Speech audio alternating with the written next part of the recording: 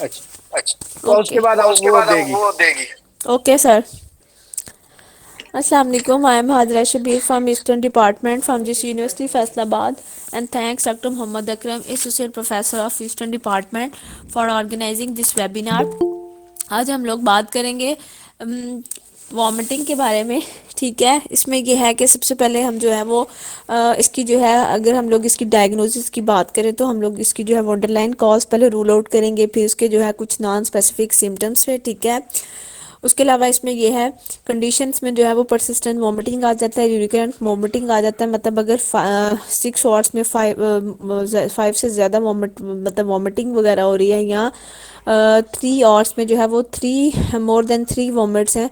तो उसके अलावा एपिसोड वॉमिटिंग में क्या आता है, किसी भी ट्रिगरिंग फैक्टर की वजह से या एलर्जी वगैरह की वजह से। ठीक है, अगर हम लोग इसकी कॉजेज़ की बात करें, इसमें रेनल फेलियर आ जाता है, इंट्राक्रैनियल प्रेशर बढ़ा हो, एयर डिजीज़ हो, गैस्ट्रिक आउटलेट ऑब्स्ट्रक्शन हो, प्रेगनेंसी में फूड एलर्जी हो, एक्लेजिया हो। ठीक है, रेनल फेलियर में अगर हम लोग बात करें तो इसके अगर हम लोग सिम्टम्स के देखें तो इसमें यह है कि इरिवर्सिबल डिटोरेशन हो जाती है रेनल फंक्शन में, vomiting, nausea, fatigue, shortness of breath. उसके अलावा पेशेंट जो है वो तब रिलैक्स फील करता है जब वो जो है वो सिटिंग पोजीशन में होता है। ठीक है, उसके बाद अगर हम लोग बात करें कि इसमें यह है कि पफीनेस हो सकती है, पेडल एडिमा हो सकता है, प्रोराइटस में क्या आ जाएगा, इचिंग वगैरह। ठीक है, यूरीमिया कॉज कर सकता है, यूरिमिक स्मेल वगैरह, ड्रॉजी, एनीमिक पेल। ठीक है, उसके अलावा इन्वेस्टिगेशन में सीबीसी करवाएंगे, इसमें एचपी लेवल उसका लो होगा, नॉर्मो सिडिक साइज होगा। ठीक है, नामोक्रोमिक, उसके अलावा कलर्स की सिंथेसिस जो है वो डिक्रीज होगी, यूरिया क्रिएटिनिन का लेवल बढ़ा होगा। ठीक है, इलेक्ट्रोलाइट्स में जो है एट स्टार्ट क्या हो गया कि सोडियम और कैल्शियम लेवल रेज करेगा more than 10 ml per hour होगा। ठीक है, उसके अलावा अगर इसमें कोई चेंज वगैरह आ जाएगा। ठीक है, उसके अलावा इसकी वजह से हाइपरक्लीमिया हो जाता है, हाइपरनेट्रीमिया हो जाता है। ठीक है, कैल्शियम फास्फोरस का लेवल बढ़ जाता है, रेनल फेलियर में कैल्शियम लेवल लो और फास्फोरस लेवल हाई हो जाता है, इसलिए पेशेंट को मेडिसिन लेनी पड़ती है इस लेवल को, अपने लेवल को मेंटेन करने के लिए। कैल्शियम लेवल डिक्रीज हो जाता है जिसकी वजह से बोन्स जो है वो वीक हो जाती हैं। पैराथायराइड हार्मोन है, ठीक है, ये इंक्रीज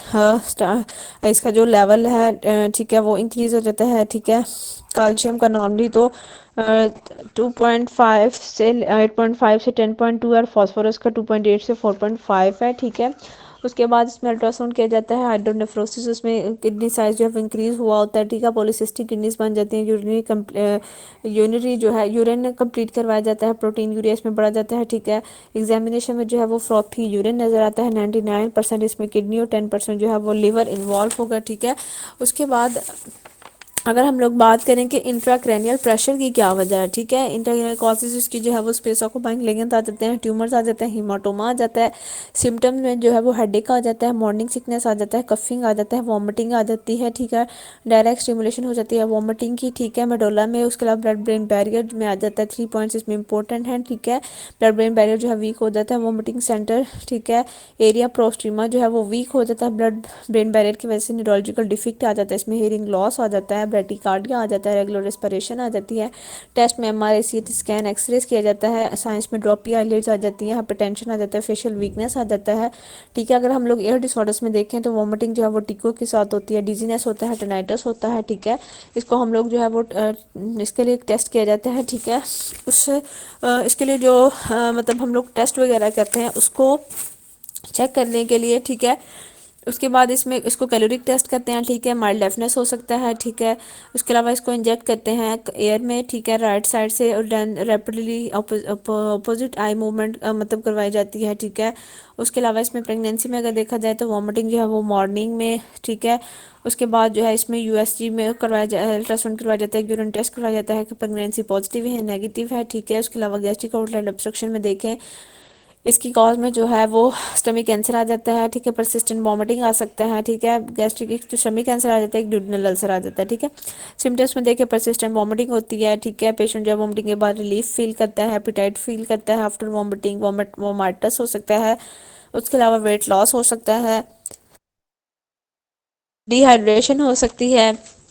उसके बाद इसमें जो है वो बास हिस्ट्री पूछी जाती है ड्यूडेनल अल्सर की इन्वेस्टिगेशन में, मॉर्निंग एस्पायरेट, ठीक है। उसके अलावा बैरियम मेल किया जाता है, एंडोस्कोपी की जाती है। डायग्नोस्टिक में जो सैंपल लिया जाता है देन उसको बायोप्सी के लिए भेजा जाता है, ठीक है। अक्लेजिया की आ जाए जिसमें लोअर एसफिजियल स्फिंक्टर जो है वो रिलैक्स नहीं होता। कॉजेज में आ जाएगा कि नंबर ऑफ गैंग्लियन इसमें लेस होते हैं। इंजेक्शन इन्फेक्शन हो जाता है प्रोटोजोआ का, ठीक है। उसके अलावा जनरलाइज एसोफेजियल स्पैम हो जाता है, ठीक है। बेसिकली सिम्टम्स में देखें तो डिस्फेजिया आ जाता है, परसिस्टेंट डिस्फेजिया आ सकता है, वॉमिटिंग आ जाता है, फॉल्स स्मेली आ जाता है, नॉक्टर्नल रिगर्गिटेशन आ जाता है, एस्पायरेशन आ जाता है जिसकी वजह से हार्ट बर्निंग होती है। इन्वेस्टिगेशन में जो है वो बैरियम स्वेलो किया जाता है, ठीक है। उसके अलावा जो है वो कोट किया जाता है अपर जीआईटी वॉल को, ठीक है। उसमें वाइट भी उसमें जो है उसकी अपेयरेंस जो है वो बर्ड लाइक जो है वो अपेयरेंस होती है, ठीक है।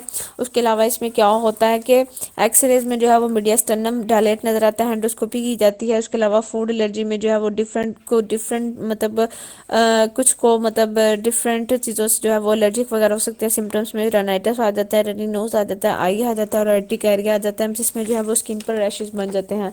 हेमाटोमेसिस की बात करें तो ब्लड या वोमिटिंग के साथ आता है, ठीक है।